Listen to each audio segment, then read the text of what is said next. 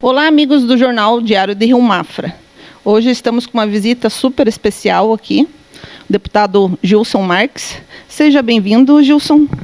Eu que agradeço o convite, espetacular a recepção de vocês, do nosso mascotinho. Um prazer imenso bater um papo aí, dizer como é que está o nosso cenário político, enfim, bater um papo. Então, essa sua visita, segunda visita em Mafra, né? Durante seu mandato de deputada federal.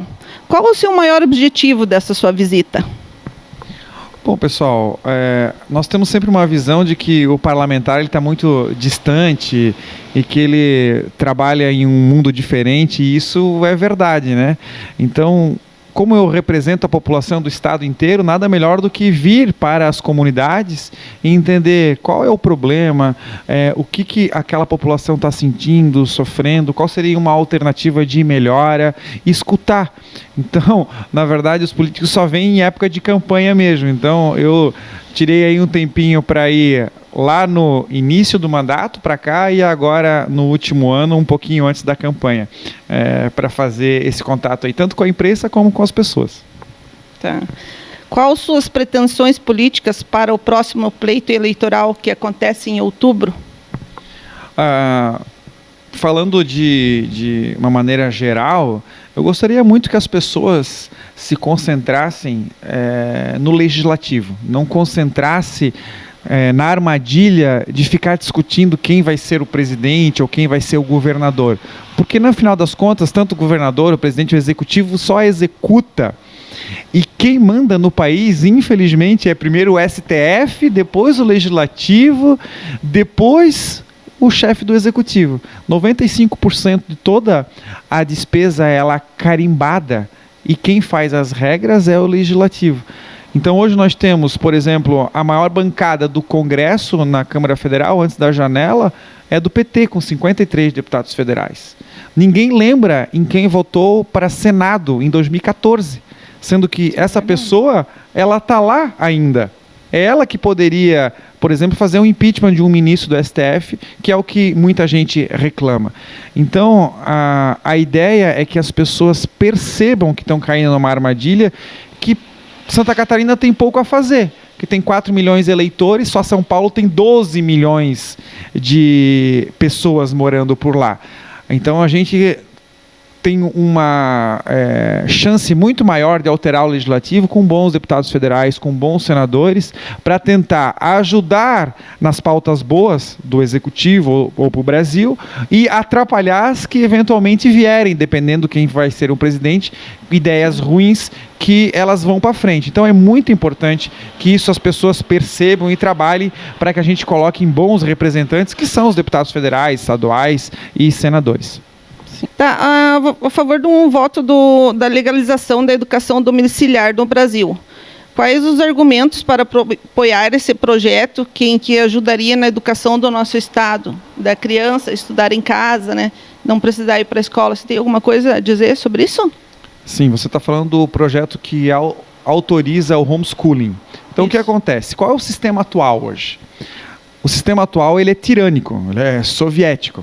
Você obriga a todas as crianças do Brasil, todos os pais do Brasil, a estudarem na escola que o Estado determina, se você não tem dinheiro para pagar uma particular. Sim. E mesmo que for uma particular, a aprender exatamente a mesma coisa, as mesmas disciplinas, com o mesmo método. Você não pode, por exemplo, se você acha que educação financeira é importante, a outra pessoa musicalização, outra mais línguas, outra mais atividade física, não pode. Os políticos decidiram o que você precisa aprender. Então aí a gente chega nos absurdos de, por exemplo, alguém sair do 2º grau e saber quais são os tipos de pedras, mas não sabe como se ganha dinheiro. Então o que essa proposta faz? Autoriza as pessoas que queiram, têm condições e acham que conseguem dar um ensino melhor para os filhos em casa. Por quê? Porque no sistema atual não funciona. Os dados do PISA são claros. Metade dos alunos sai do 2º grau sem saber matemática básica e interpretar texto.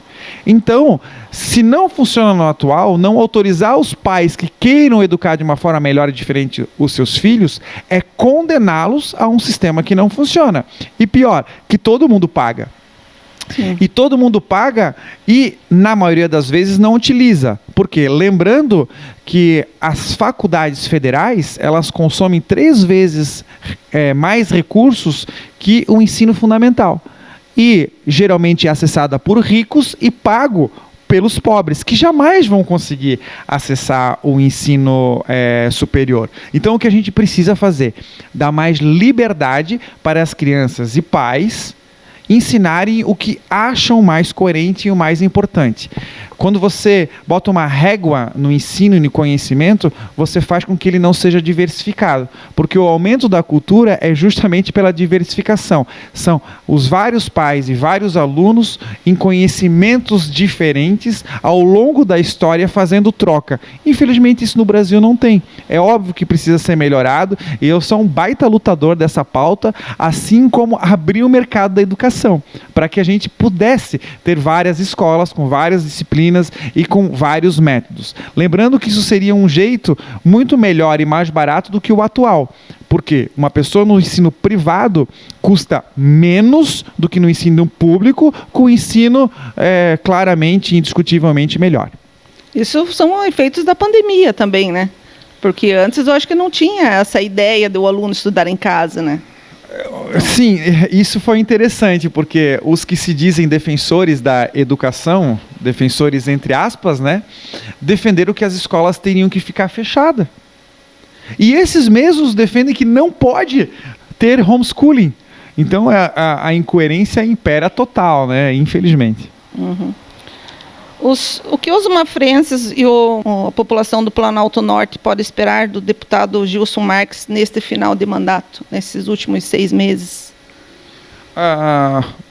Podem esperar tudo o que eu sempre fiz já desde 2019. Ser o parlamentar mais econômico da história de Santa Catarina. Eu uso 7 assessores de 25, eu não uso fundo eleitoral, fundo partidário. Acho que esse dinheiro nem deveria existir, ou então deveria ir para 280, ou então deveria para pagar saúde, segurança, educação. Eu já economizei 4 milhões e 700 mil reais só com as minhas renúncias de privilégios e regalias, desde auxílio médico ilimitado, aposentadoria, apartamento funcional, auxílio mudança, enfim, segurança, motorista. Então, isso tudo faz com que o parlamentar realmente viva num mundo que não é o Brasil. O Brasil é um país pobre, 54% de tudo que se arrecada, que paga essas regalias, é vinda de quem recebe menos de 3 salários mínimos. Existe até uma pesquisa dizendo que você é um dos 8 melhores deputados federais. Eu fui o primeiro no ranking dos políticos, que Sim. é esse site sensacional, ele tem várias métricas.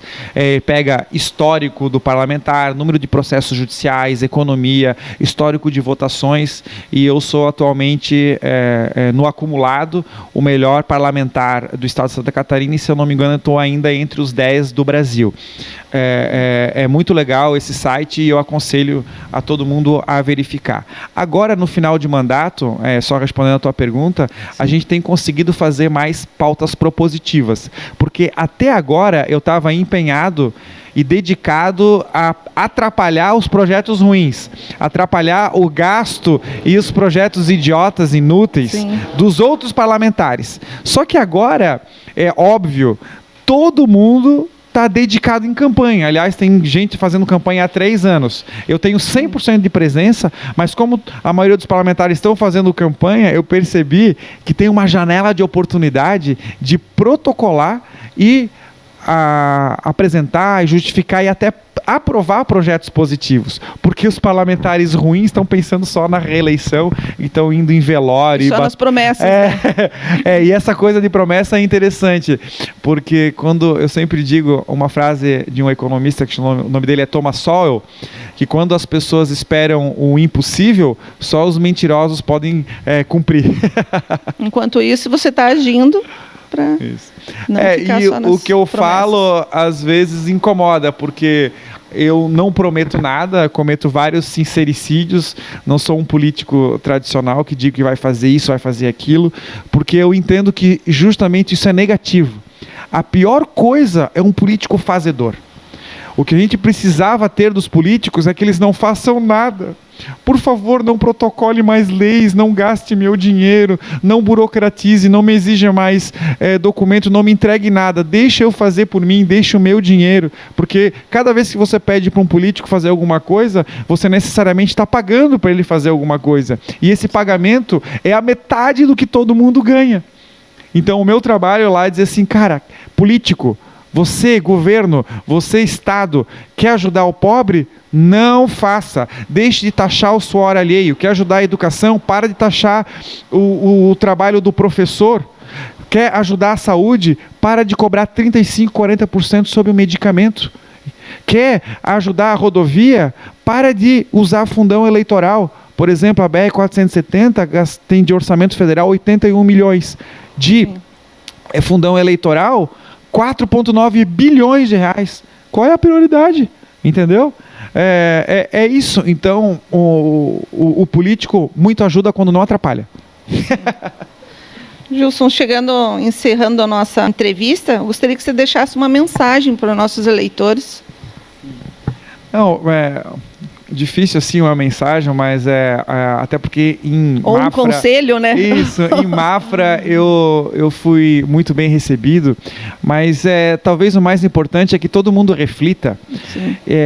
Por que não gosta da política? Será que é certo não gostar da política? E mesmo não gostando, será que é certo não fazer nada? Porque eu digo que é meio que nem alface política, né? Não importa se você gosta ou não, se você comer alface, salada, ela vai te fazer bem. O corpo precisa.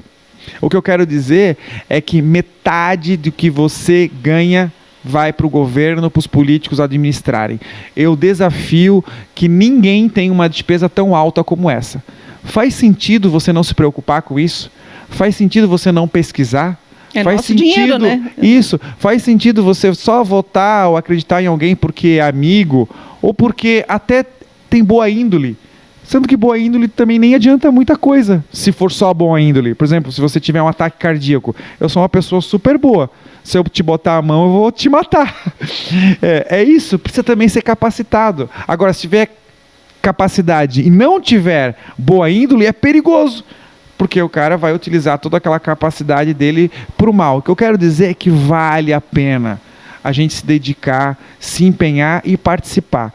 No fim das contas, a gente aprendeu errado dos nossos pais, ensina errado para os nossos filhos que a política é coisa de vagabundo, sem vergonha, safado. O que isso traz como consequência?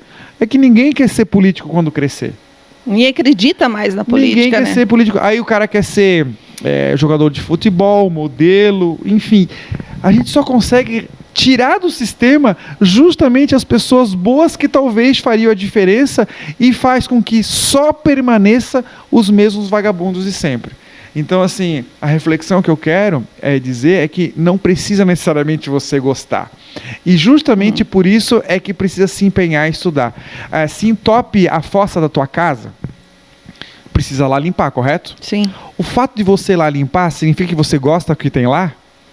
Não, né? Se tivesse correndo tudo bem, você não precisaria ir lá e corrigir.